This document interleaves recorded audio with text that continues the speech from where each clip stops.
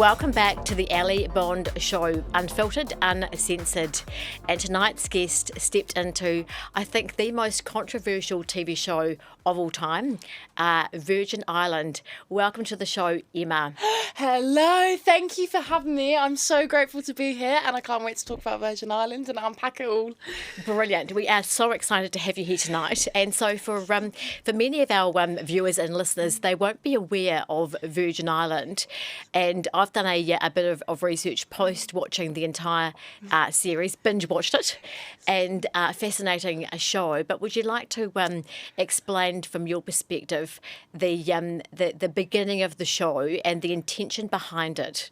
Okay, so Virgin Island is a group of 12 virgins, pretty self-explanatory.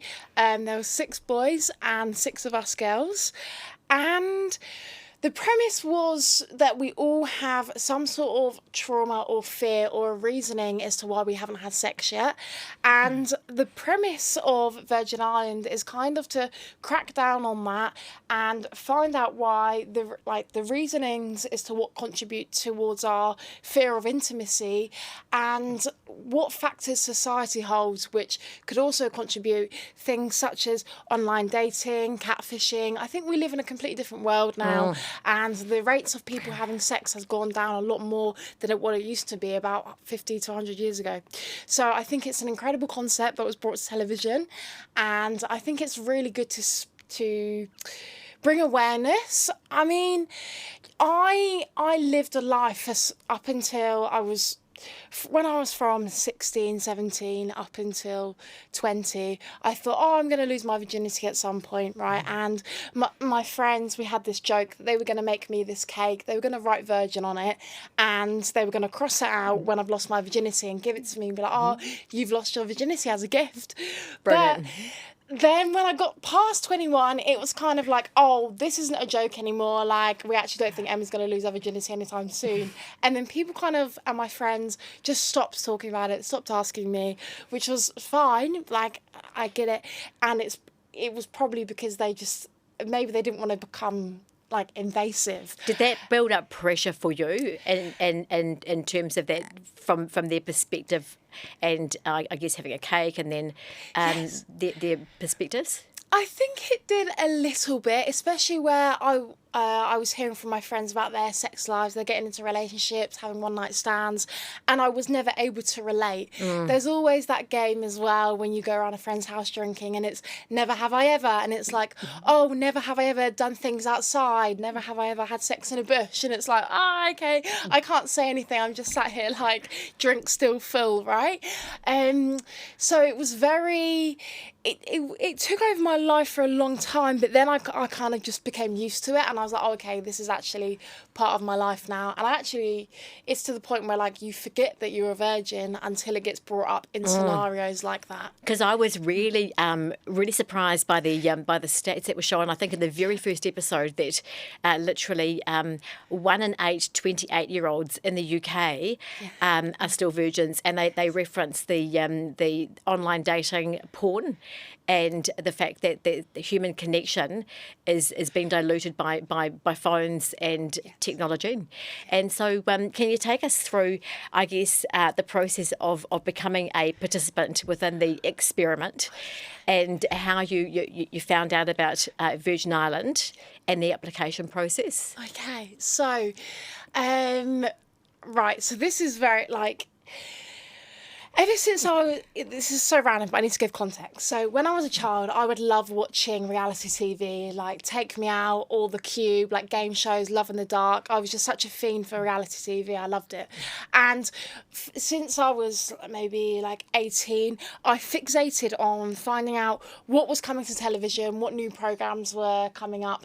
So in England, we've got these websites called ITV, Be On TV, or Channel 4 Take Part. So something I would do on a weekly basis, I've done this for years, I still do it now, is just go on the website and see what's coming new to TV.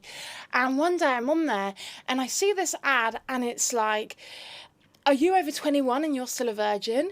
And I was like, what the like, I thought, You can say fuck. Thank it's you. unfiltered. Thank you. I was like, what the fuck? Like, that's so weird how it was tailored to me. I felt like I was on the Truman Show because I would never go on this site I would never go on this site with intentions of applying for a show, but just to see what they got available. And then I see this and it's like actually aimed at me. So I was like, what the hell? Anyway, I've read through the application and it said, you identify as a virgin or you are a virgin, you struggled with intimacy. And I was like, this is so weird how accurate it is. And then I filmed a little video of myself and I submitted it. Didn't think anything of it. I thought hundreds of people probably have applied for this. And then it was about a week later, I got a message on WhatsApp just asking for a picture of me and my friends from one of the producers. And I sent that forward. And then it was a carousel of Zoom meetings and then going up to London and meeting the cast. So not the cast, sorry, meeting production. So it's it's a very thorough process. I know some people online are saying, oh, well, how do they know you're a virgin? I was going to ask you about that because, how do you... There is a way that you can test, I guess, female anatomy about being a virgin or not, but when it comes to a male, were there any invasive medical tests that you had to undergo for the show? Yeah, we had an STI test, which I guess could be controversial on whether that actually tests if you're a virgin or not, but it is just that extra safety measure step, and I think it is really good they did that, so if anyone was to get intimate they know that we're safe. But another thing, I think from the production team speaking to us for weeks leading up, I think you can just tell, I think it would be a lot for someone to lie about being a virgin, right? And they would I don't know, but I think you can just tell by speaking to us how we are genuine and we wouldn't go on this and lie about it, right? I don't know, I think you can just get vibes. So I think that's wholeheartedly how they knew if we were lying or telling the truth.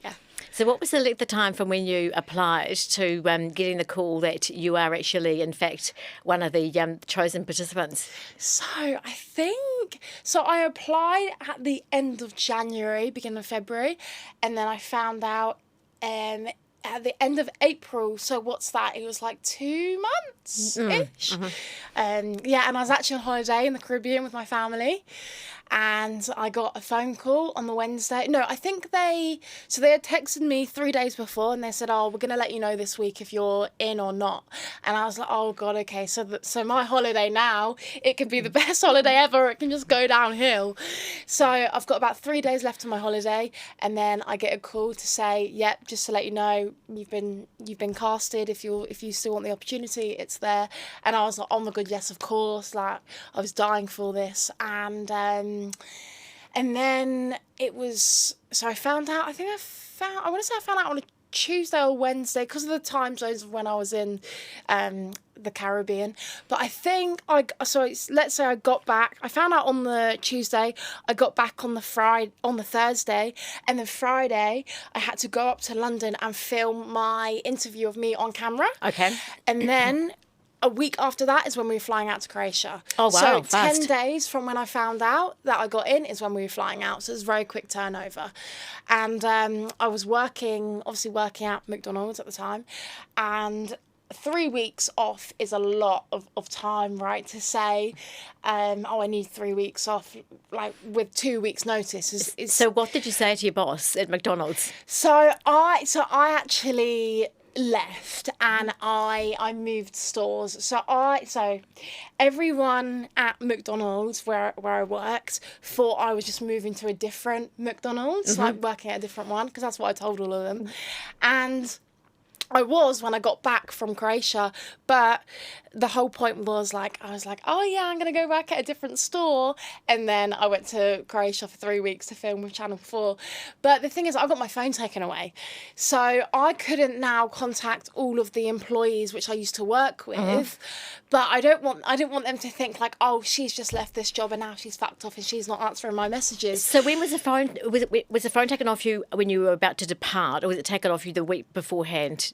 Can you remember the timeline of that? Yeah, so when we get on the boat and we took a shot of vitamin juice, and we hugged the therapist. They had a bucket, and that was where we handed our phones in as soon as we got off the boat. And what was that process like? Because I can't imagine. I'm a control freak when it comes to my phone.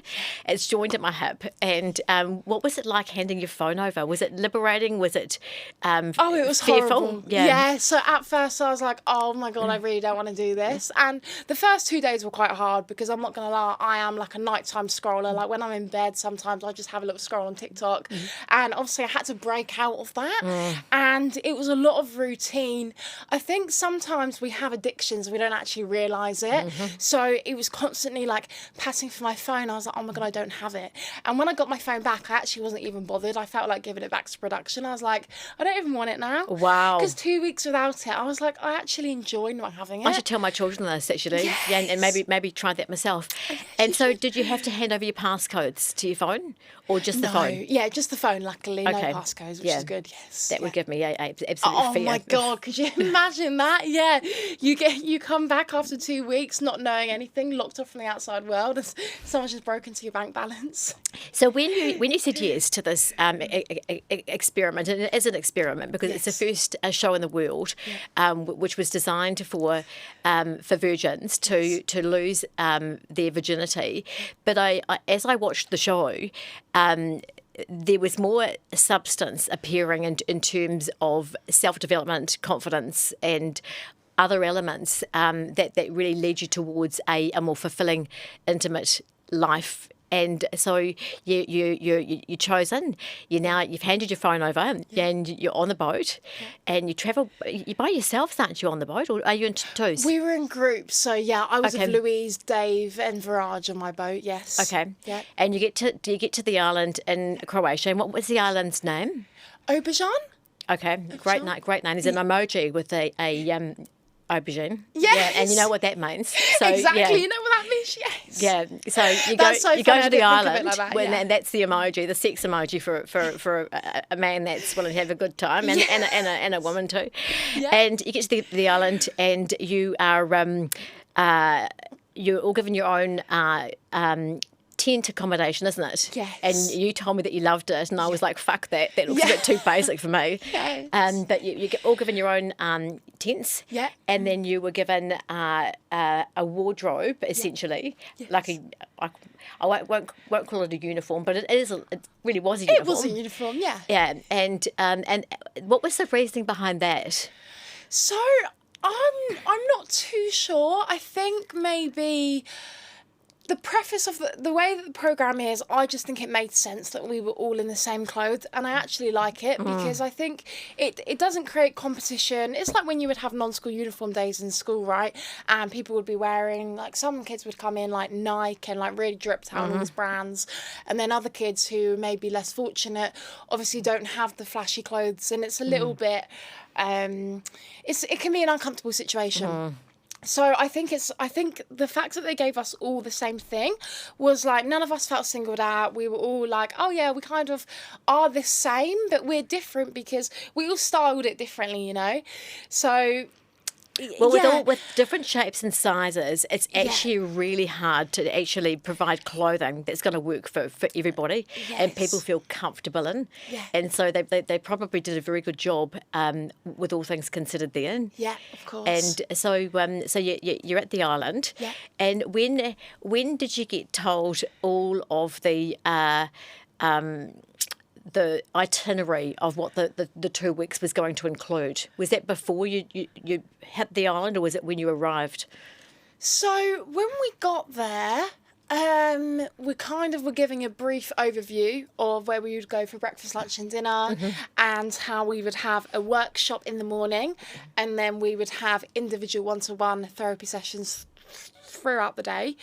Was everything compulsory, or were you able to actually say, I'm not prepared to participate in this?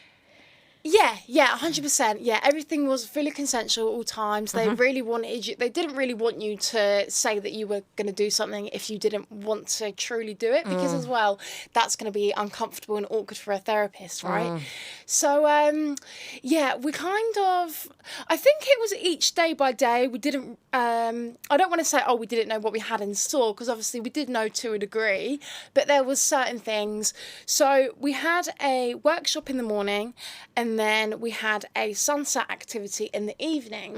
And usually the two would go like hand in hand. So in the morning of we had the animal game, so you know when you've got the two on the floor and then pretending to be animals.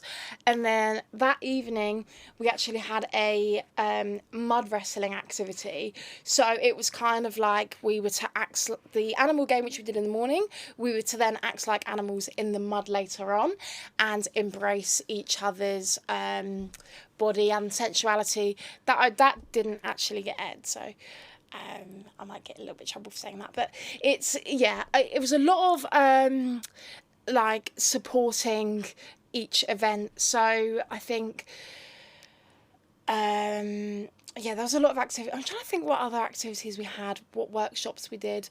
Oh, so the dating workshop we did that evening is when I had the date with the Raj and everyone else had their separate dates. So they really would set the bread and butter in the morning for our day and what they wanted us to learn. And then in the evening, it was kind of like us practicing and putting those into action. But which I wish we saw more of the sunset activities, because there was a lot which happened. And obviously, like you say, 2 weeks condensed down into 6 episodes, it's quite difficult to get it all in. But yeah, there's a lot more shown that happened that I wish was shown.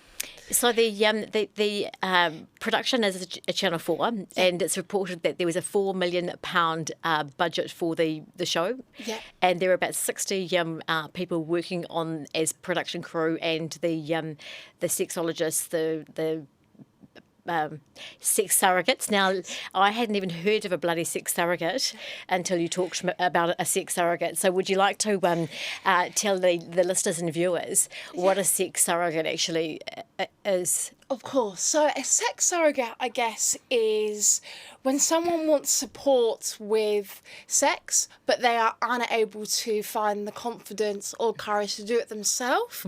I guess when I hear the term surrogate, I just think of a pregnancy surrogate, or someone who helps someone carry a baby. So I guess in this term, it's someone who wants to help you produce a baby. But I guess it's just to help guide you through the experience. And yeah, I think it's so some people online say, why can't you go out and hire an escort? Well, it's not that easy. Like, you can't teach a cat to bark. It's not that easy for some people to just go in, like, sleep with an escort. So I think the surrogacy is just having that companion and guidance to help you through it and really guide you in the correct way. And if you have questions and you're unsure, you have someone who knows the field and they are able to fully teach you correctly.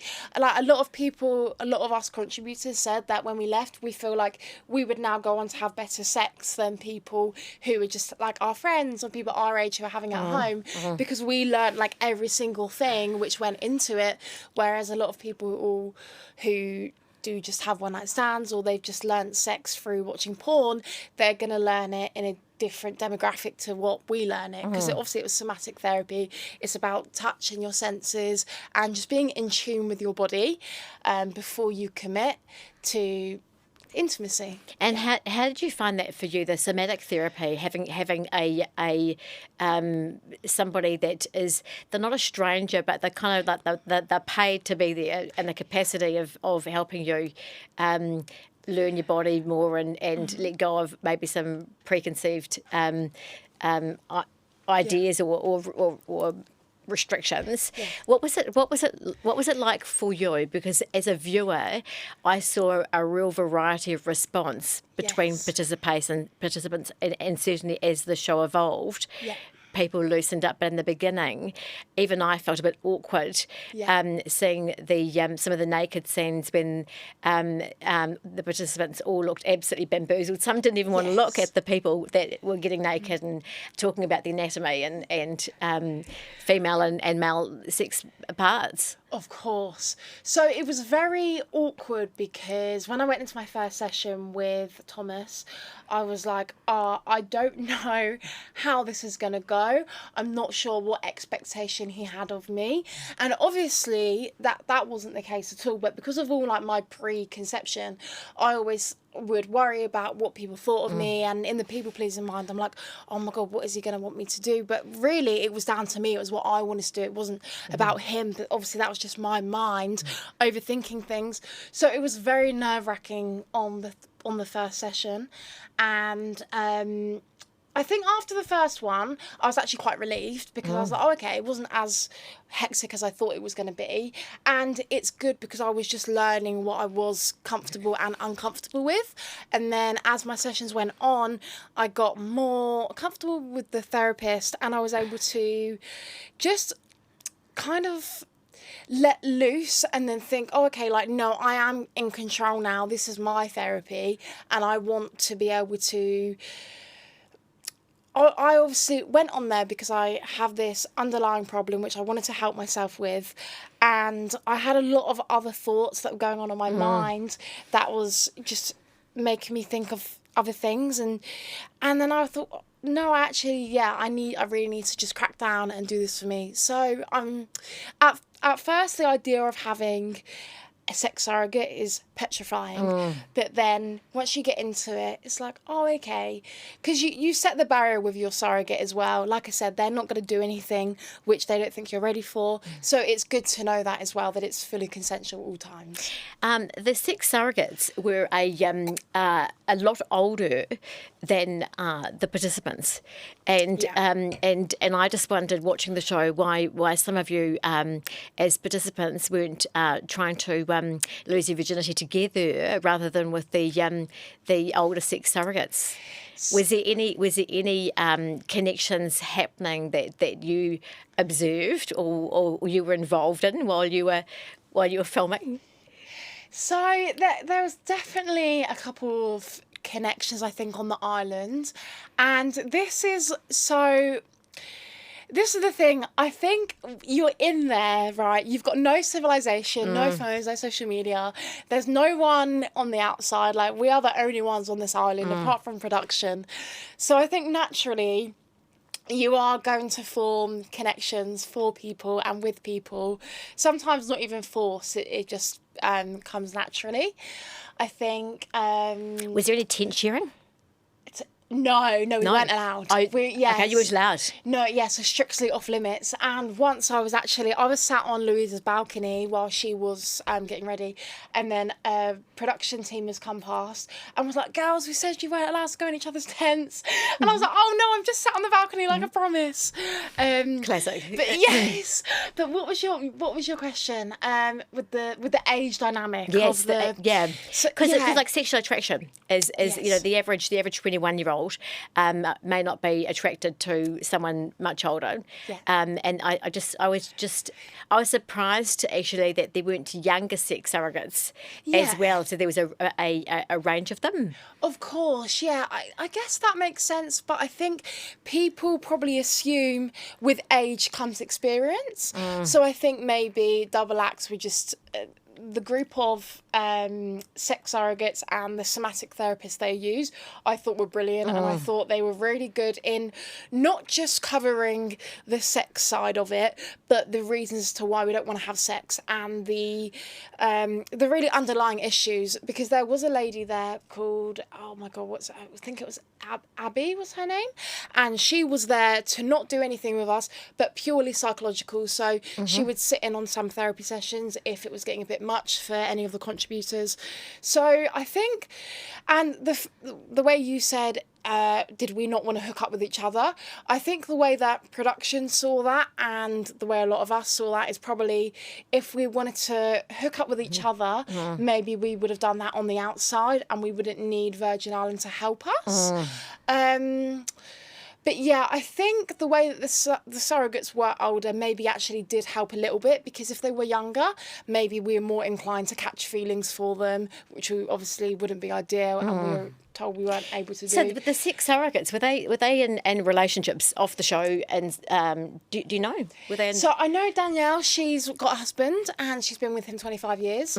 Celeste is solo, as she says, which I love that, because it's like, because single kind of can sound like you're looking for someone, but solo is like flying solo. I'm like, yeah, I like that actually. You enjoy being independent. But for the terms of the other surrogates, I'm not sure if, and the therapist, I don't know if they're single, what their relationship status is like.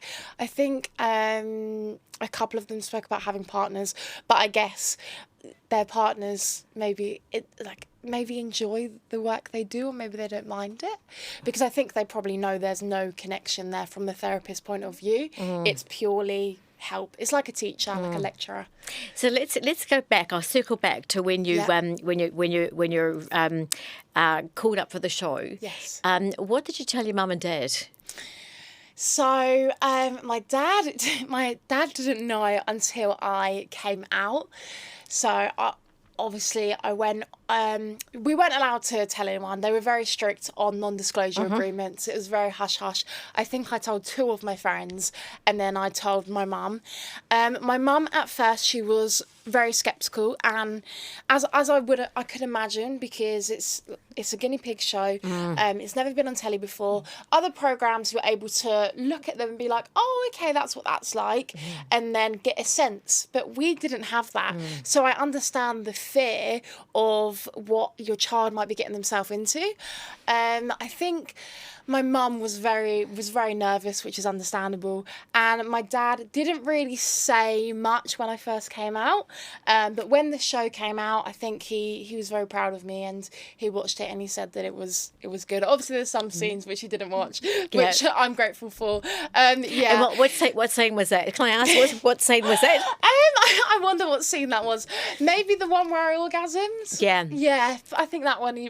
Maybe I think my stepmom watched it and was like, yeah, don't watch that. I have to say, from my perspective watching, it takes courage for all 12 of you as participants to put yourself into a show that is unprecedented and not been done before, and to be aired so intimately. Yes. I don't think I could do that, and I'm a pretty loud and proud kind of chick. I was going to ask you, how would you describe yourself before the show? Wow, okay. And then how would you describe yourself now after the show? Okay. So before, I was very, very timid and very shy. I was a really bad people pleaser, and to the point where I'd actually really damaged my own mental health and my own well-being, because I wanted to make sure other people were happy and I'd put them before me. I was very much of a yes man. I would say yes in situations where I felt really uncomfortable, just because I thought that was the right thing to do. I just lacked confidence in all sense of the word. I think, so I look back at the show now and I actually watch that and I think, oh my God, like, who is that girl? That doesn't even feel like me, because a lot of the therapists taught me about communication, and saying yes is something which people do so easily without actually thinking of it, and then we just get ourselves in uncomfortable situations. Because say you wanted to go to McDonald's, and then you said to me like, oh, did I want to go to KFC? And I really wanted to go to Mackey's, but because you said KFC, and I was like, yeah, but then actually none of us want to go to fucking KFC, and I've just said that, and then it's like just destroyed the plan. It's got something which you don't want. So going on there just really made me use communication, speak up for myself, realise my worth as well. And I think before Virgin Islands, so obviously when I'm on the show, I'm tan, I got this long blonde hair, and I've got these lashes, and I look beautiful, and I look back at myself now and I'm like, oh God, I don't look like that anymore. But I think it was the thing with confidence, where I probably felt like I had to go to a sunbed every week, and I had to get fake lashes because I couldn't see the beauty in myself. So I had to cover it with all this I don't want to say fake stuff, but I felt like I just had to compensate for my looks because I didn't feel pretty, so I did these things to try and make me feel pretty. And now I've managed to, like, I'm growing out my natural hair. I've got rid of the eyelash extensions, so I've been able to fall in love with my natural skin and body and just be confident, but a different, like, natural confidence, not forced confidence. It I guess. It absolutely oozes. And looking at the show and looking at you now, you are a very beautiful young woman. Thank you. And you have shared with me personally and about, you know, childhood wasn't so easy for you, and sexual abuse, and you're happy to delve into that because that obviously played some part in your body confidence and certainly virginity. Yes. So when did that first begin? So I want to say I was around I think I was mainly 5, about 5 years old. I was at school, which is terribly young, really. But I was in the playground in primary school, and there was this young girl, and she was like the year above. She was my year, but she was the oldest in the year. So say she was 6, and I've kind of blacked out how we got to this point. But I just remember this part of her being sat next to me. She's lifted up my skirt and she's got her hands down my pants, and she's now saying, "Oh, now you do it to me." And I'm in this situation. I've kind of frozen because it's like that fight or flight, but it's something that 25-year-old me can identify. That 5-year-old me was like, what the fuck is going on? Like, I knew that something was wrong because this has never happened before.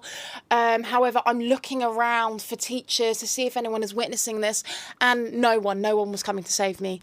So I just had to sit there and endure it. And as soon as she's saying, like, oh, like, you have to do this back to me, the school bell goes and break time is over. And I was like, oh my God, thank God for that. So then obviously we've all, like, crammed into the classroom, and I think I've kind of just forgotten about it. I didn't tell a teacher. I was kind of just like, oh God, okay, this is really uncomfortable. I don't know whether she had said, like, don't tell anyone, or I just in my own brain. Anyway, that day, it's obviously when the school day finished, I got home, and I remember thinking in my brain, I had two minds. I was like, oh my God, do I tell my mum about this? Or do I not? Do I just, like, forget about it and not say anything? And I think there was a reason as to why I was so torn as to whether to bring it up or not. But I brought it up to her, and the response was very much, I think it was a little bit like, oh, okay, like, well done for telling mummy, but like, that's just, I think my mum probably looked at it as the point of view is, oh, that kid's just playing, like, they don't know what's going on. Which, fine, I understand. I also look at that now, maybe that child was abused. But then, if that was my child, I would still be marching down to the school to find out what the fuck is going on. I'm with you on that. Because I think it's not just my safety at that point, but what is that kid going through to know about that at 6 years old? That is incredibly young to be doing things like that. So they get swept over the carpet. Yes. For a period of time. Yeah. And then what happens next? So that was kind of it with that situation. The girl never tried it again, and then a couple of years went by, and I'm still in school. But I've moved over I think I moved to junior school at this point. So I was in, like, the higher years, and I think I was about 8. I think I was about 8 years old, and I became friends with these two girls, and they were sisters, and they would come around my house, and then they would, like, put on the TV and put on, like, Babe Station, which is like porn. But I was like 8. We were, like, so young. And I understand maybe they discovered it one day and they were exposed to it, so they wanted to expose me to it. But then they started to put it into action. And then it would come to, when we would get to the bedroom, the older sister would want me and her younger sister to kiss, and she would want us to snog and use tongues and do all these different techniques, and it was just so gross and disgusting. But you think, because I'm being guided by this older person, and I think, oh, that's right, this is what all the other kids are doing. And as well, now I've discover that I've got autism, I think, oh my God, when I was like, I didn't have a clue what was going on. I was so lost, and I was struggling to read the room, struggling to read signs, and even though that made me feel mega uncomfortable, I feel like there was loads of other events in my childhood which made me have the feeling of uncomfortableness become to feel normal. And that was actually what I knew. There was a lot of things which were taught to me, and they really affected the way that I was brought up. So obviously that event happening with the girls, it wasn't just like a one-off. It would then happen like every week when they would come over. It would be like a thing, and it was like, oh my God, like, when is this going to end? I'm being exposed to this so early on, but I just can't. It's like these people are your friends as well, so you think this is normal, but it's also, what was I going to say? So, yeah, maybe we'll go on to that later on. How was that cycle broken with the girls? Was it you speaking up, or? Yeah, good question. I think when I got to, I want to say I got to the age of 10, and I went on holiday to. Well, actually, yeah, when I was 10 in March time, I was 10 years old, and me and my mum had actually gone to New Zealand and Australia. We come out here for a trip 15 years ago. Wow. And before that trip, it was like the last event, and I was like, oh my God, like, when I go on holiday, I really hope this doesn't happen, like, when I get back. And luckily, when I got back, it never happened again, touch wood. I think the old girl had gone on to, like, senior school, so then it kind of just stopped and faded out. But it's this whole, I think there's an epidemic of parents who don't like their kids going to other kids' houses for sleepovers. I would be the exact same, but I think their concern is the parents. But I think, well, what are the kids doing?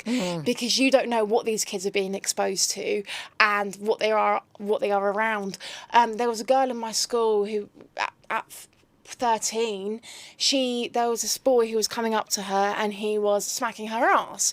Now, the first time he's done it, she's turned around and been like, what the fuck, he like fobbed him off, sort of thing. And then he's like ran away. But then the day after the next, he's gone up to her and he's like touched her tits.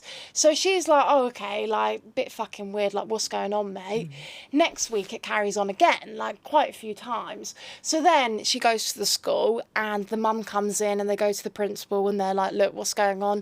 This boy is actively sexually assaulting our daughter and you're not really doing anything.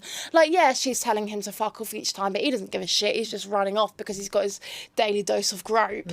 Daily dose of grope. And we're like, what the fuck? Yeah, fuck right? off. Yeah. So then eventually the school gets involved, and I don't know what the school did when it was in their hands, but I don't think they did anything because it continued to happen. So this one day, this boy does his usual thing. This girl's friend turns around and whacks him one, too fucking right. You know what I mean? Because the school aren't getting involved. They don't do anything. How long is this going to go on before someone stands up for themselves and like shows them how it's done? And then that girl obviously got put in isolation, expelled from the school. She was the one in the wrong. And then the kids' parents get brought in, and it turns out that the kid watches the parent do that to his mum. So he would see his dad smack his mum's ass. Learn behaviour. Exactly, which, fine, that's what you want to do in the home. But then this boy is going to school and touching other girls like that because he thinks it's normal. So I think we need to think about our surroundings and the way the world is going now with kids who get phones when they're super young, and what access, like if they've got access to porn, TikTok. Like, I scroll on TikTok sometimes and I think, oh my God, there's no way this is available. This is a kid's app, right? Because that is terrible. Even YouTube Shorts, I mean, some of it can be very like fetish content. I don't know whether you've seen. The world of social media is very damaging, and I think there's a lot of factors that kids look for, and in parents and adult influences, but that's actually not the correct way as to how we should be brought up. I mean, with my cocks out, I wanted to bring that up on national television because I knew, so for 18, 19 years of my life, I held this guilt over this event and I thought it was my fault. And I couldn't forget about it. And I thought I was the only one who had ever gone through something like this. And then it was... Silence does it. Yes, 100%. However, actions ignored are actions encouraged, right? So the more that people don't talk about it, the more that it goes on. But then I remember seeing something about it online very briefly. And I was like, oh my God, I went through that.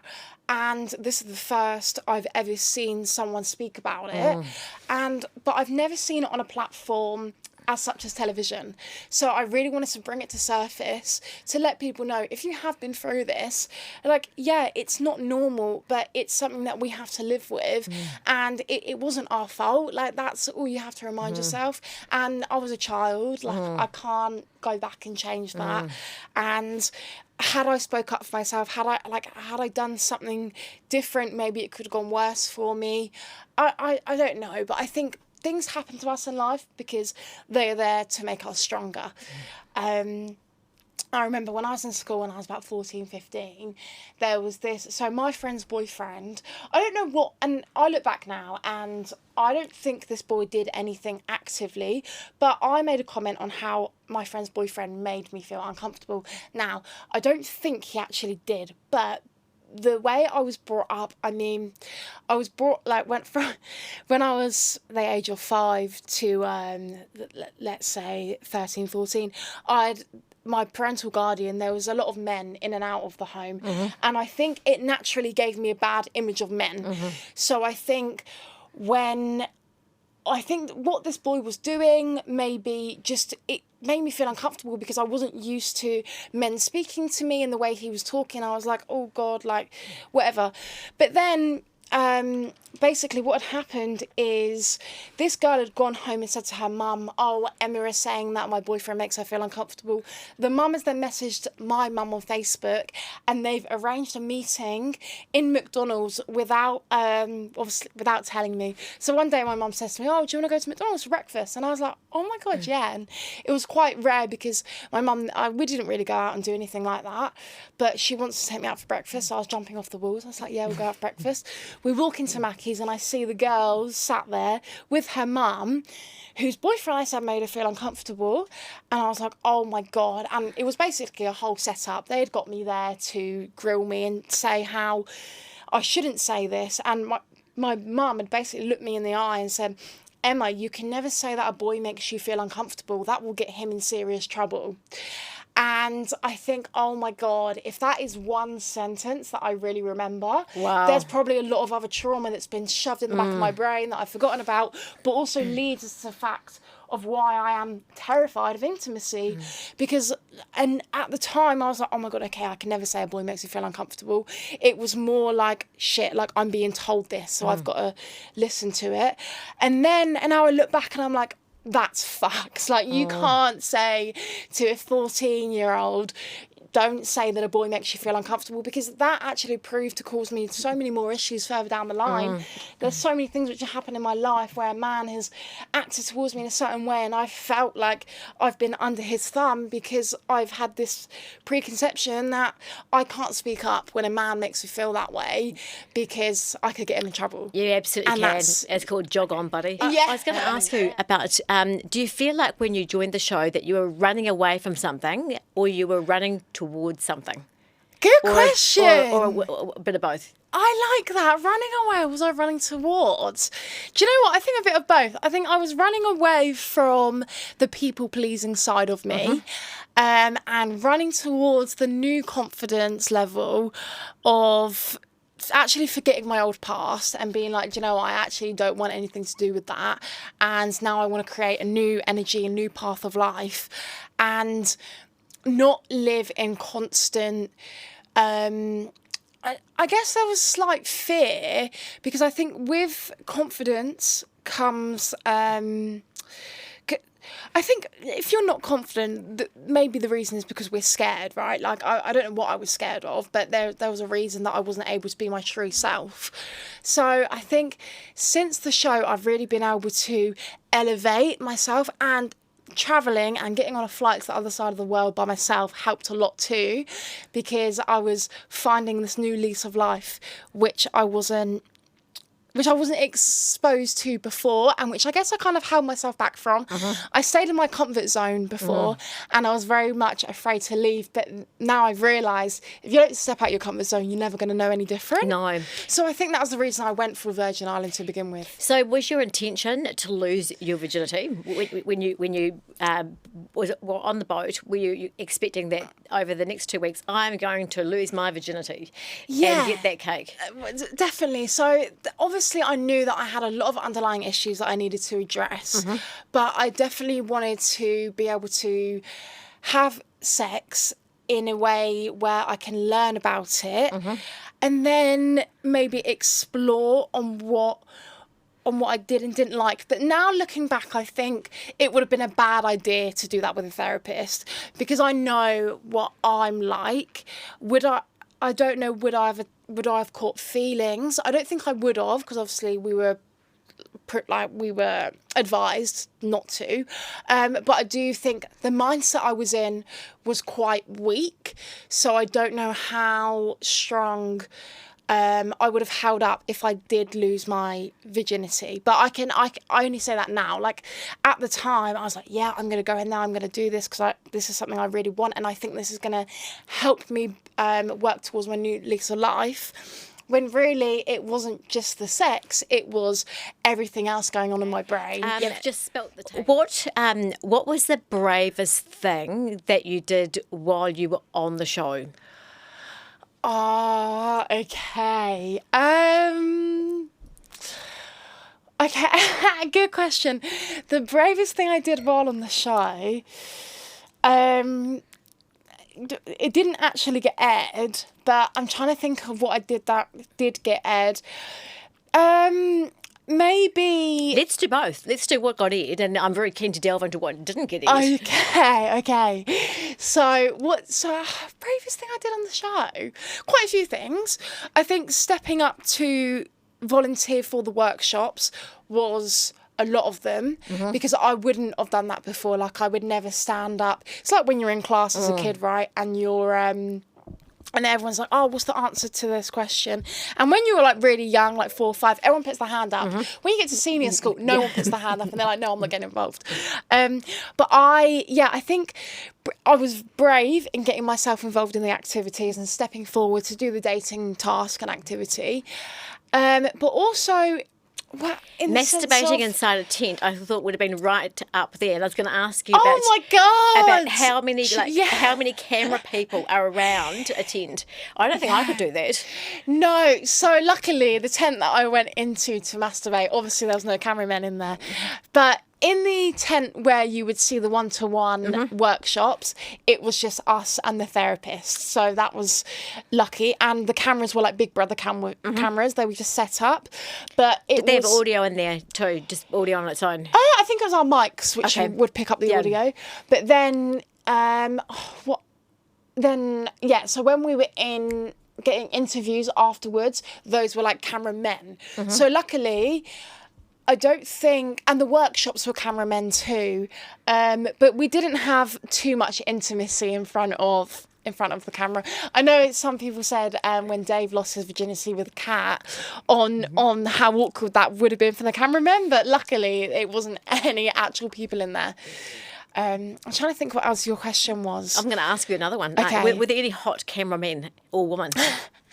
Oh my God, good question. Yeah, I think they were all conventionally attractive. Yeah, there was a guy from Australia actually, what was quite funny. Yeah. And so there was obviously a division from where you as participants were housed. Yeah. And where all the crew were living whilst on the island. Yeah. And what was their accommodation like comparative to yours? So theirs was a little bit away from ours.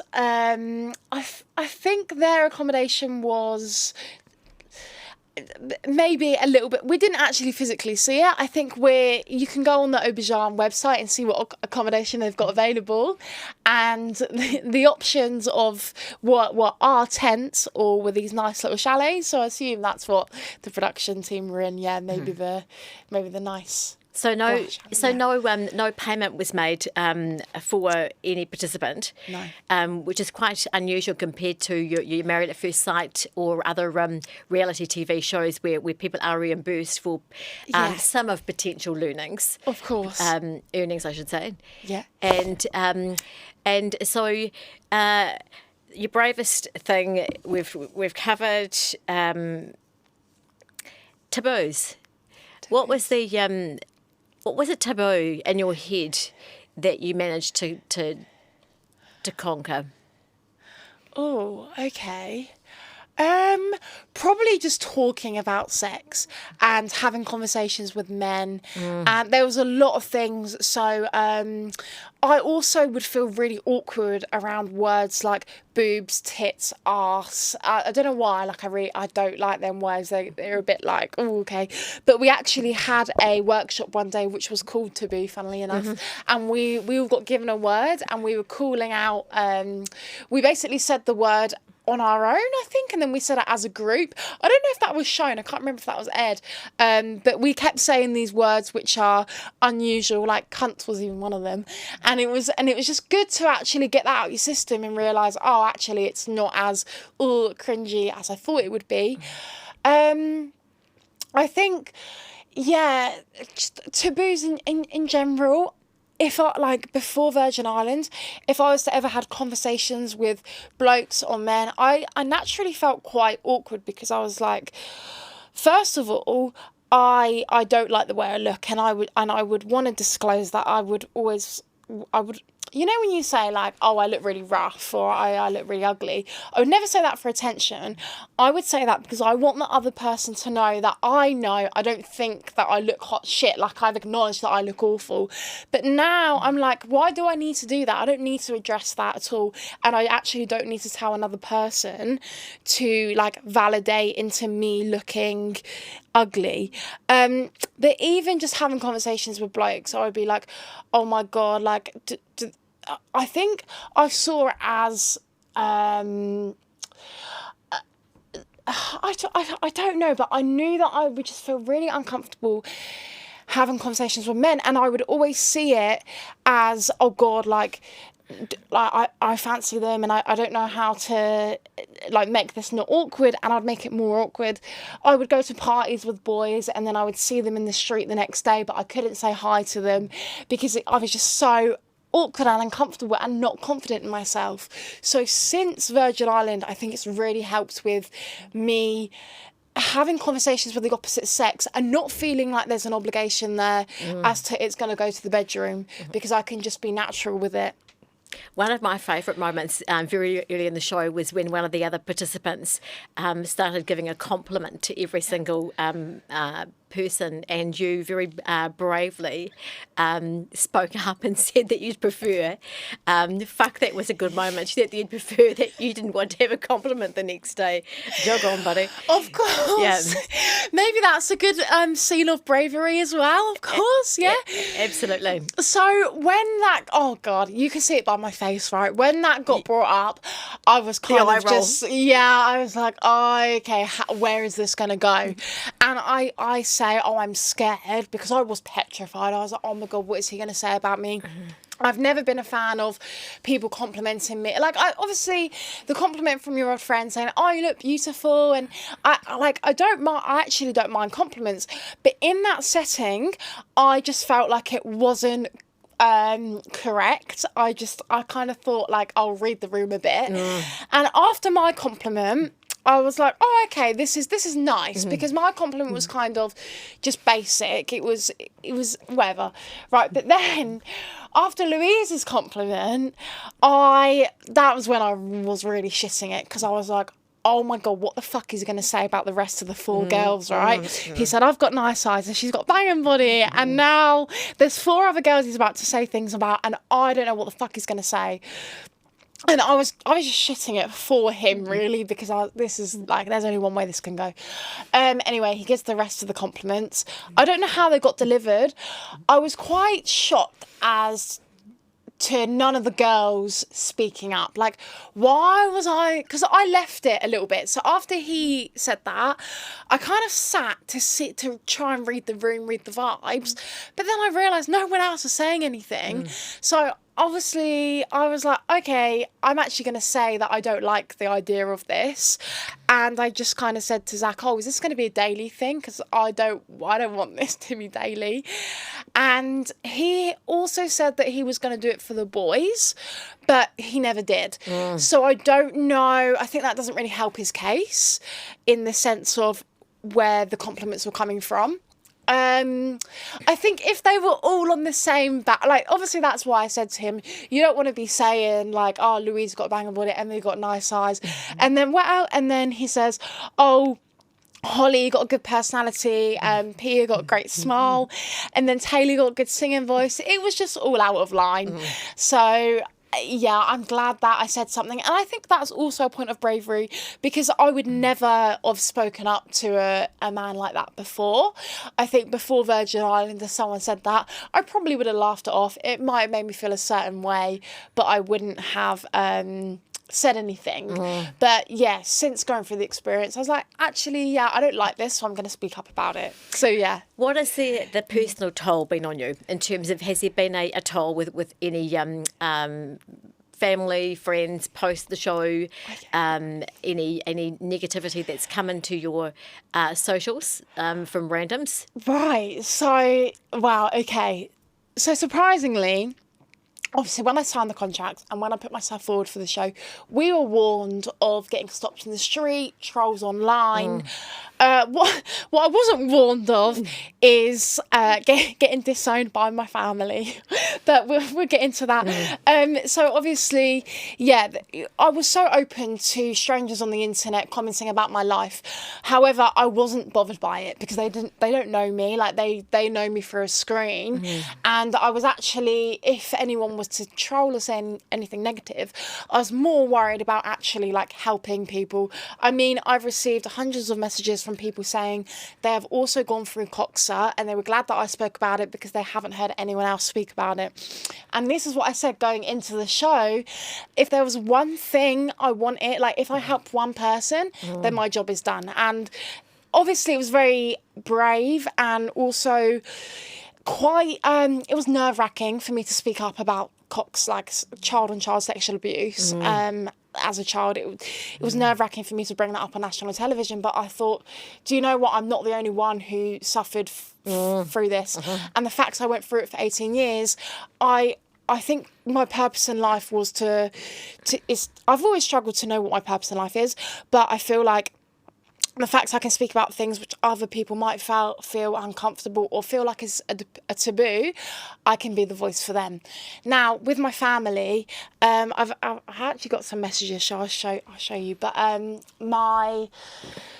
so I guess this kind of goes way back. Let's go to a year ago when it was non-disclosure agreement. The show had been filmed, but it was very hush-hush. Weren't allowed to say anything about it. And I'd gone to Taylor Swift with my mum and another family member. Now, my mum had brought up that about Virgin Island, and I'm like, Mum, like, shh. Like, obviously, we were like a busy pub in London, right? And I was very much on it. I was like, I've signed a contract. I don't want anything getting out. So my auntie is then like, oh, fuck, sorry, I said family member and I fucked by saying she was my auntie. Sod it, she is my auntie. So my auntie has turned around. Chuck it and back up. Yeah, fuck it too, right. My auntie has turned around and said, you've gone on national television and told the whole world you're a virgin. I don't know why you don't want me talking about it. And I was like, oh my God, I was like, that's not the fucking point. I was like, I know that I've done that. The point is, you're talking about it now. We're in London, it's busy. I don't want people hearing because no one knows that Virgin Islands coming to the telly and you're like talking about it in a public setting. Now, fast forward a year, and actually, sorry, we'll go back, but actually, that was my first ever concert. It was Taylor Swift. I ended up crying that evening because I was so stressed out that she was speaking about this so nonchalantly. But anyway, fast forward a year, Virgin Island comes out, and I don't think, the first episode wasn't out yet, but people were talking about it online because the trailer had come out. So my auntie was then commenting on people's TikToks saying, I know this girl, it's my sister's daughter, or commenting on other things like, oh, this is my niece. And someone was replying to her comment like, no, so she said, oh, this is my sister's daughter. Someone said, oh, so it's your niece. And then she was like, oh, yeah, but I've never liked her, like, never liked the girl, blah, blah, blah. And I messaged my mum, like, if she doesn't like me, why do you feel the need to comment on, do you know what I mean? If I don't like Coke, I'm not going to go buy a can of Coke from the shop. No. If you don't like something, why do you feel the need to say, oh, I know this person, it's my daughter's niece, but I fucking hate her, I can't stand the girl. Okay, so why do you feel the need to comment that on TikToks? And then she was like, and I was really concerned about this NDA thing again, because I didn't know what my mum had told her. And then I'm like, what else is she going to post online? So I just messaged my mum saying, hey, like, can you just maybe guide Nikki? Oh, fuck. Quite about. So I messaged my mum saying, oh, hey, can you just tell your sister to be careful what she's posting online, because I'm just like, it's just unnecessary. And then I received this message from my cousin, and then at this point I was like, oh my God, like, honestly, what is even? And I was like, do you know what, it's a good thing that I don't want anything to do with them. So I'll let you read it, and you can just, if you scroll twice, because there's 3 screenshots. Oh, jeepers. I'm going to pour another one. That would be blocked from me. Right? That would be just that was my beloved cousin. My auntie. That is just disgraceful. Do you want to top up? Yeah. Why not? Why not? I hope you're blocked. Of course, you don't need that shit on your phone. Yeah, no, exactly, no, not at all. And I think thank you, honey. I've made myself. Thank you, cheers.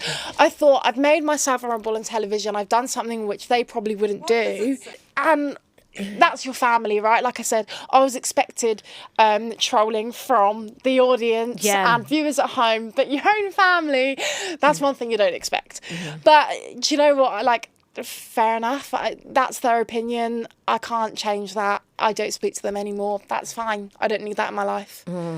So it was very controversial. But my dad and my stepmom were very good with it. But yeah, that side of the family was... You either block them and move on, chuck them in the fucker bucket, or you send the popcorn so they can keep watching the show from afar. Yeah, and just, exactly. Just and I know they watched every episode as well. And that was only on the first one. So yeah. And so what is the confidence, obviously is right up there with the greatest takeaway from the show. Yes. And tell me about your relationship with the other participants now, because we're over a year since the show was filmed. Of course. Are you in contact with other members still? So on the show, me, Jason, Ben and Louise had a very close-knit group. We kind of had like our little clique, which was nice to have, because we kind of had similar personalities, so we could relate to each other about things. And yeah, we all got on really well. But since leaving the show, I'm not really like, there's a group chat. I'm not in it. But it's kind of... Did you remove yourself from the group chat? Yeah, I did. I think so. There was events which happened which led up to that, right? It wasn't just me leaving out of the blue. Are you happy to share what they were that led for you to... Do you think it was just your confidence that you thought, I've outgrown that? Yeah, I get maybe. And so I think that the stars don't align. Like, everyone gets brought up differently in this world. And the way you're brought up is how things... The way you're brought up by your parents is obviously how you treat other people and how we act ourselves. And I think obviously it's television. I didn't go in there making friendships. If I came out with friendships, it would have been a bonus. I speak to Ben and Viraj. I think that they're nice boys. They know what's going on. I thought that there might be like a budding ongoing romance with Viraj and you. Yeah, so Viraj is in Melbourne, and I would like to meet up with him. I have said this. I want to meet up with you at some point. But I don't know where he stands with that. obviously we met up after the show, about a week after we went on a date, and it was really nice, but I felt like I'd just been in this experience for 3 weeks after living the same book of law in my head for 23 years, and now I've got to just reprogram my brain and give myself new leases of life. And I was learning different things about myself, so to bring a boy into that when I was still learning just didn't seem right to me. Like, I didn't want to drag him, like, I didn't know what journey I was about to go on, so I didn't want to drag him along with me in case it was going to be like a roller coaster. Do you know what I mean? I was learning a lot about myself, and it's that saying of, how can you love someone else if you don't love yourself? Or like something like that, RuPaul Drag Race. But yeah, so I really wanted to just try and work on my self-love. And then if me and Viraj are to work out in the future, then our stars will align again. But yeah, for the time, I was kind of like, yeah, I enjoyed having that fling with him, and it was nice to have someone who's in the same boat as me, and we could share and relate, and we enjoyed each other's company, I think. But yeah, not everything just plans out the way that we'd like it to. What was the sexiest moment for you on the show? Was there a sexiest moment for you on the show where you thought, oh, I'm starting to feel something? Yep. Oh, probably when we did the strip down challenge. Oh fuck! Sorry, have I screwed that up? No. Okay. When we did the the take off the dressing gown, that I was like, oh, okay, sexy, right? But that morning was actually very traumatic because oh my god, I think we got up like 7 every day, and we were in our little tents, and I would always like sit on my balcony, and someone said to me, and I was like sat on my balcony at 7:30, and so one of the boys said to me, oh, like, you have to go back in your tent, like, we're not allowed to come out yet. And I was like, oh, okay, whatever. And he was like, oh yeah, like, they're doing filming. Now, we were always, because our tents were so close together, we were very conscious when they were filming, because you didn't want to be in the background, and you didn't want to be making noise, and it screwed up the cameras. So anyway, I've stayed in my tent. Now, I thought, now this boy was like, oh, stay in your tent, like, they're filming, like, someone's going to come and get you. So I've stayed in my tent, and I'm in there for like an hour, and like, no one's coming to get me. And I'm thinking, what the fuck is going on? I just want to say as well, I want to give preface, I probably should have said this earlier on, but every morning we got an envelope on our balcony, and it said, today's workshop is going to be about this and this. So I hadn't even left I thought I wasn't allowed to leave my tent, so I hadn't left my tent. I didn't even know what my envelope said at this point. So now I'm guessing it's like 8:30. No one has come to get me. I'm hearing people walk past, and like, there's voices and stuff, and I'm like, I don't know what's going on. And then I'm just like, I'm kind of in my own head at this point, because now I'm up, I'm ready, I've been told I can't leave my tent, I'm circling the bloody thing, and I'm just like, I don't know what to do. So then I hear this girl walk past and say, oh, imagine do we reckon anyone's going to get a dick out? And I was like, what the fuck is going on? And now I'm really circling, because I'm like, oh my God, I'm having a fucking panic attack. I've been told I can't leave my tent. I don't know what's going on. I don't know what workshop we're doing. I don't know where everyone is. Like, are they having breakfast without me? I don't know what the hell. And then I hear like one of the girls call out like a name. So I leave my tent in relief, because I thought they'd call me. So I leave. I'm like, oh my God, like, you called me? And this girl, she's like, nah, we called Louise. And I was like, oh. And then I see them, but they're both stood there in robes. And I was like, oh, well, you've ruined it for me now. And I felt bad saying that after, but then I was like, well, actually, like, no, I've been in my tent for 2 hours. I've heard that, like, someone on the outside said, oh, someone's going to get dick out. I don't know what the fuck's going on. I've seen you two in robes. And then it all hit me. I had a panic attack, and I started crying, streaming. I can't calm down. Charlotte, bless her, she came over to me. She taught me how to do this exercise, because she had worked with people like me before, and she knew. Anyway, she was helping me through it, and then obviously like the production have come along, and then I realised that day, and I'm like, oh, okay, like now I'll open my envelope. I open my envelope, and it says, on the envelope it says, today's workshop is about confidence. Wear as little clothing underneath this as you feel comfortable. I saw that. Right, now I look back and I think maybe it's a good thing that happened before, where I had a panic attack, because after that I was like, oh my God, like now what the hell do I do? Because I actually didn't want to do the workshop at all. I was so stressed after that. It was sensory overload. It was awful. And I think if I woke up and saw that instantly, maybe I would have gone full nude. Would I have gone full commando? I don't think I would have. I think maybe I would have taken my bra off. But because that event happened, I just went in my laundry. I was like, yeah, I need to be covered. But I still obviously wasn't going to let that one event ruin this workshop. So I think that was the time where I felt most sexy, because I was like, do you know what? Yeah, I'm going to embrace this. Like, yeah, I've had an awful morning. I've had a panic attack. But I feel like I'm just going to actually like make the most of this trip. This is a once in a lifetime experience. This therapy is incredible. So I'm really going to take it by the ears and run with it. Amazing. Yeah. And so now we're going to spill the tea before we jump into the questions we've got quite a few of. Of course. And so 1 out of 12 virgins lost their virginity on the show whilst it was being filmed. Yes. And it was actually wasn't filmed per se, but it was the sound recording was made. Was part of the episode.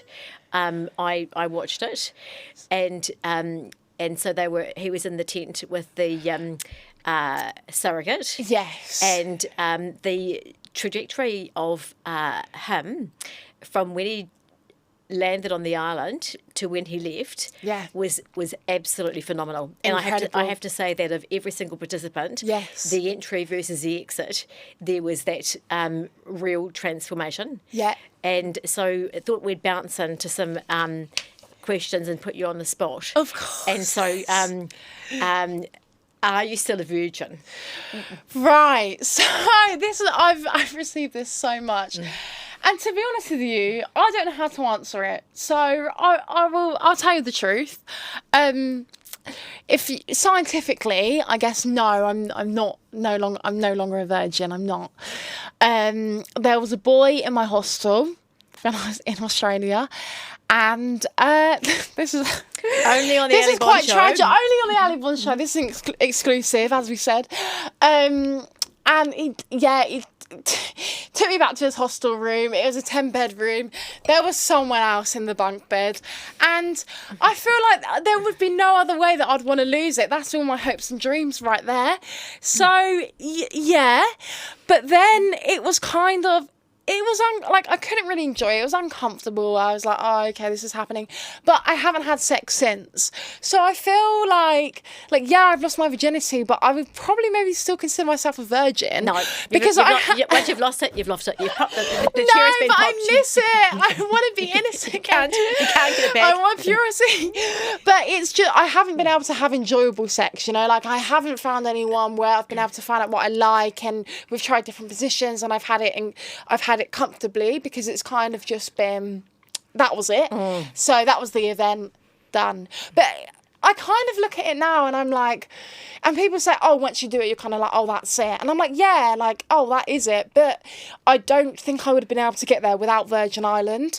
I think there's so much that I do now. Like I've got a couple boyfriends in Sydney, and I would like sit next to them, like touch their leg, like sit on their lap, like, and they are my friends, but I would have never done that before, right? But I think it's good to be able to have intimacy with your friends without connection, and you're just opening yourself up to touch and just play around with it, you know, but you know that it's not going to go anywhere, but it's just fun. So yeah. Do you know the majority of my friends? I'm 53, and the majority of my friends from high school school lost their virginity, most of them in the backseat of a car while the car was filled with other people. And I was just like, that is not happening to me. Oh my God, yes. So you're no longer a virgin. It's out of the bag now. Yeah, there we are. There's the answer. There we go. And so what's life like after Virgin Island for you? Wow, okay, so completely different. I think I don't know where I would be now if it wasn't for Virgin Island. I think I'd be in the same job, I'd still be in England, and I'd probably I still wouldn't have had sex, and I think I'd still be uncomfortable around men.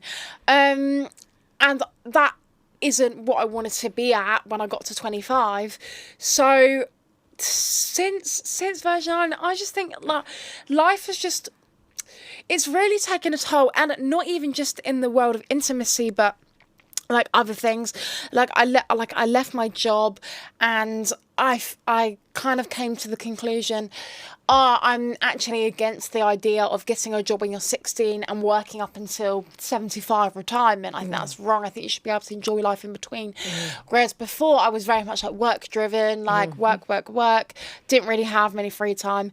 Didn't have time for myself. But now I'm very much like, no, I actually do need to put myself first. And life has just been very much caring for others, but also just not forgetting to care about myself.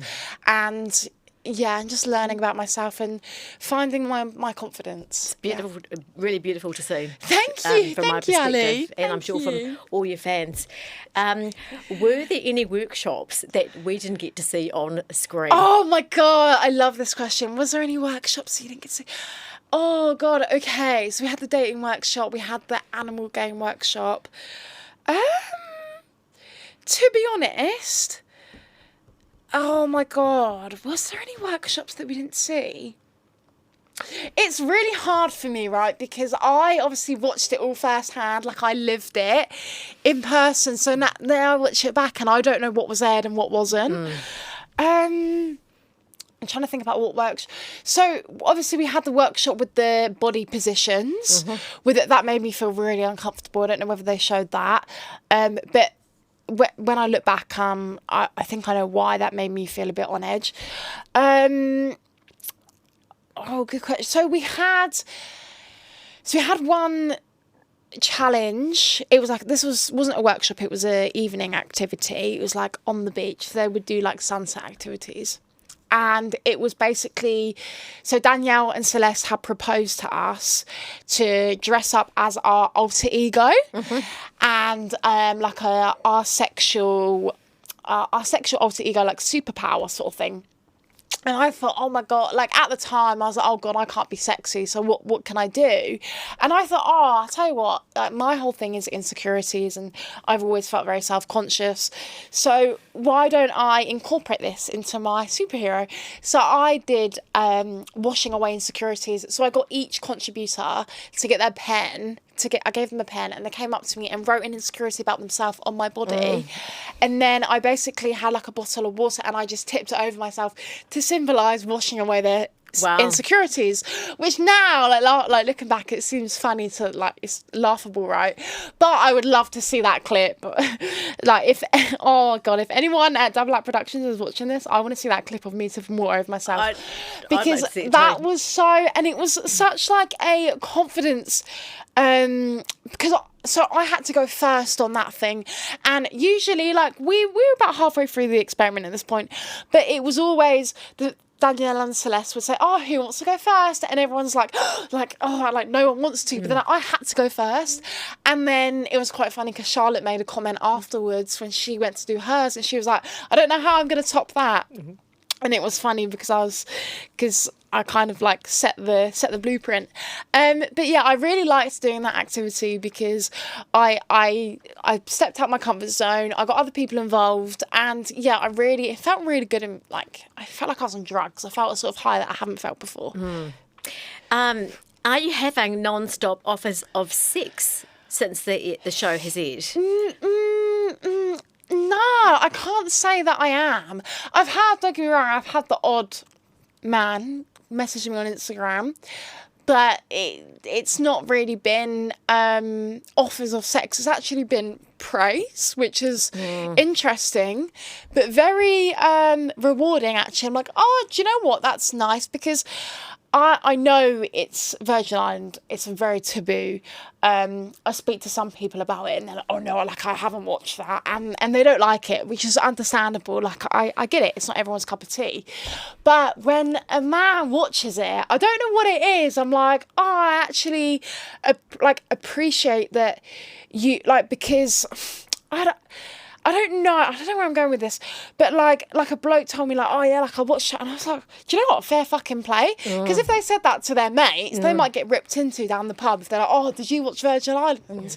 Their mates would be like, what the fuck do you mean Virgin? So, because I appreciate that the show initially wasn't going to be called Virgin Island, was it? No, and the original name was The Intimacy Retreat. So when I applied for it, it was advertised as The Intimacy Retreat, and I think that's a good name because it lets the viewers know what you're getting yourself in for, and it was an intimacy. It was a retreat about intimacy. So, but it doesn't pull the audience like Virgin Island does. Perhaps I would suspect. Yeah. What are your non-mutuals with people from the show? Wait, what does that mean? And I'm not really sure what that means. What are your non-mutuals with people from the show? What are your non-mutuals with people from the show? I might skip that one. What are your how was the audition? By the way, I love you so much. Where you've told us that you smashed the audition. How did you feel after being on the show and going back to reality with everybody knowing more about you? So is this for like after filming or before it was aired? This is after it was aired. After it was aired. Okay, and how do I feel about...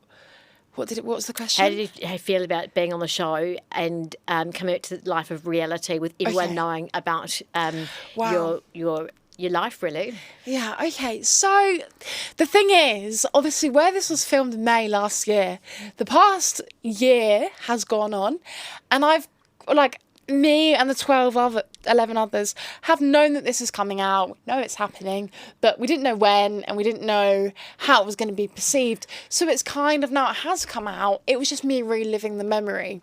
But one thing which I thought actually really, I don't want to say got to me, because I don't want to see it negatively, but basically I had a lot of people on Facebook, I had about 2,000 people on Facebook, which is really bad because I don't know 2,000 people. I'm not friends with that many.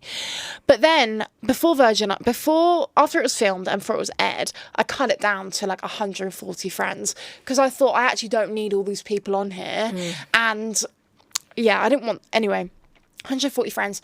And then when the show's come out, a lot of people which I've deleted have like tried to re-add me, and it's like, well, you didn't re-add me before, you've only re-added me because you've seen me on that. But as well, I think it kind of jolted me a bit because all the amount of people that watched the show and had contacted me on Instagram and TikTok and everything, I was so grateful. I was like, oh my God, I love this. And it really, sometimes I would feel like, oh God, should I have done that? But then getting those messages made me think, oh my God, I'm so glad that I did that. And I'm really glad that I can help so many people in the DM saying, you helped me have the confidence, help me speak up. And I was like, oh my God, really? Like I did that? Like what the hell? But thank you. Like it's so good to know that.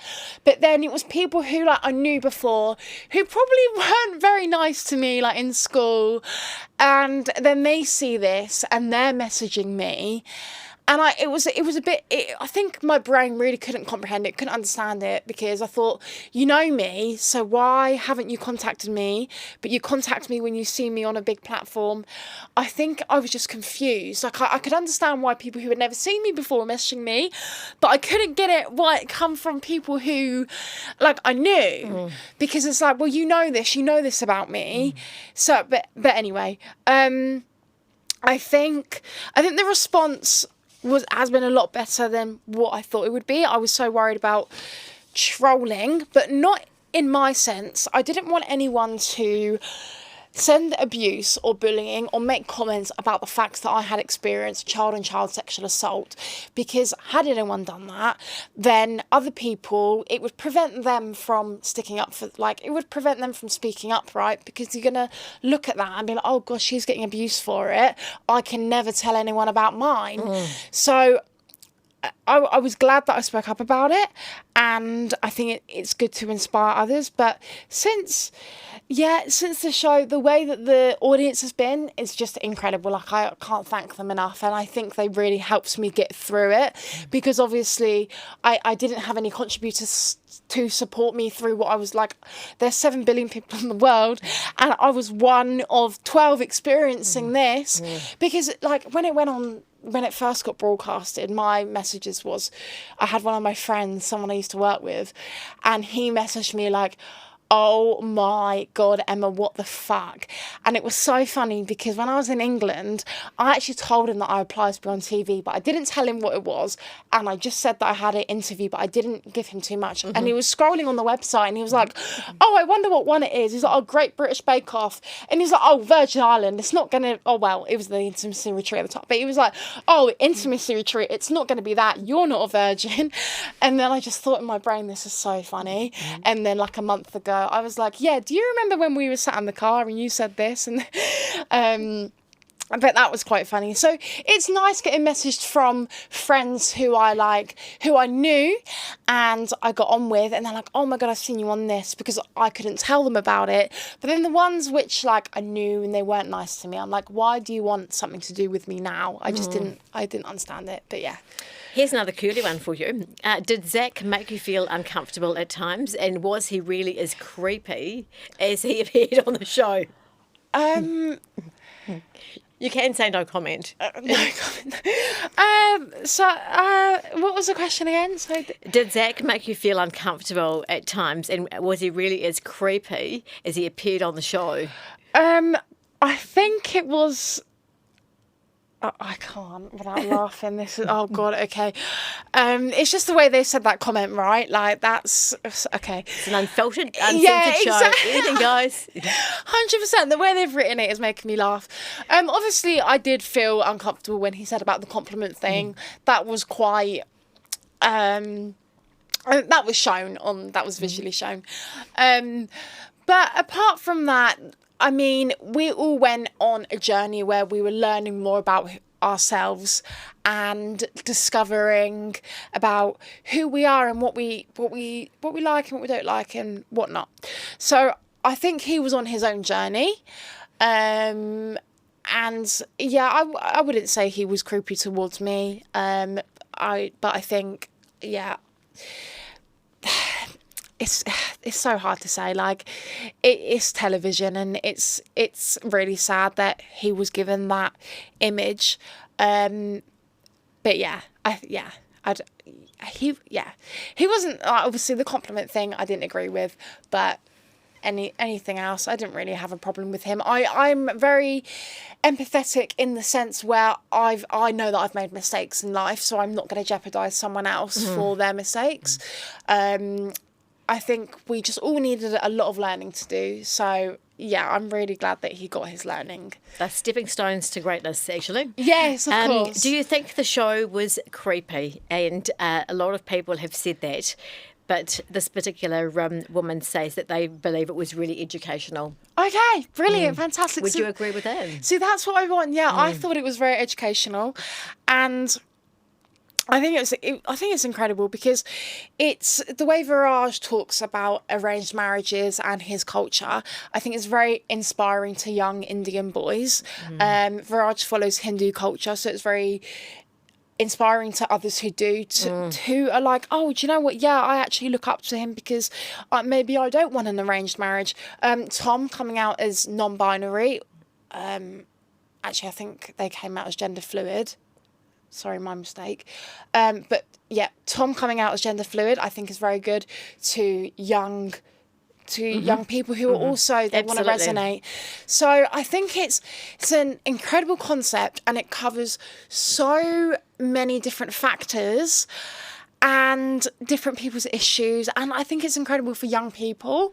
I wouldn't say creepy at all, because everything was always consensual.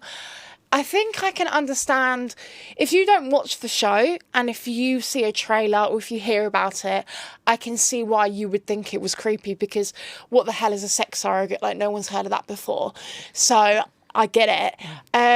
But I don't think it was creepy at all. I think it is very educational. I think there'll be a lot of people actually looking at the field of sex surrogacy work, and I hope it's a regulated industry, actually. Yeah, well, this is what someone said online. Oh, they're not real sex surrogates. And I was like, well, they seem like they know what they were doing. And as well, I just think, how wild would you be, like, to go on a show and pretend to be a sex surrogate? Like, no one's doing that. So we can, here in New Zealand, we can see the full series on TVNZ on demand. Yes. And where else can people actually view around the world? It's on Channel 4. Yeah, Channel 4 4OD, I think is the name of their catch-up channel.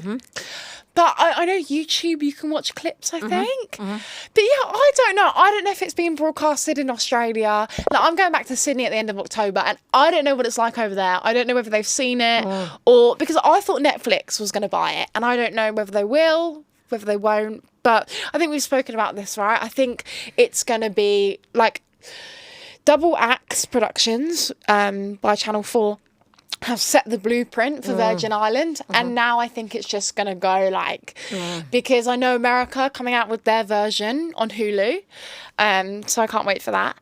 But I think they've trademarked the name, though, haven't they? So so no one else can call it. Yeah. Yes, which I think is good, because we are like the OGs. I hope there's a reunion. It would be great to go back. I would love it. Yeah, and see when you're all at a year down the track. Yes, I don't think they would do a reunion, but I would love for that to happen. I think that would be really good. So how many of the 12 do you think are still virgins? So I think about 6 or 7. I think more half or more than half. But yeah, I don't. Yeah, I wouldn't know. Here's a question. Do you think you would have lost your virginity when you did, if you hadn't been on the show, or do you think you'd still be a virgin? I would still be a virgin. Yeah, not at all would I have lost my virginity. No, not even close. There had been, I don't want to say opportunities, but I guess instances. I remember being at a house party when I was 15, 16, and this boy is taking me to the bedroom, and he's on top of me, and he's trying to take off my outfit, but I was wearing a play suit, so obviously it's all in one, so nothing was coming down. But I do think, if I hadn't gone through all my childhood trauma, and if my life didn't turn out, if I didn't have all these little things happen to me, I probably would have had sex with him that night.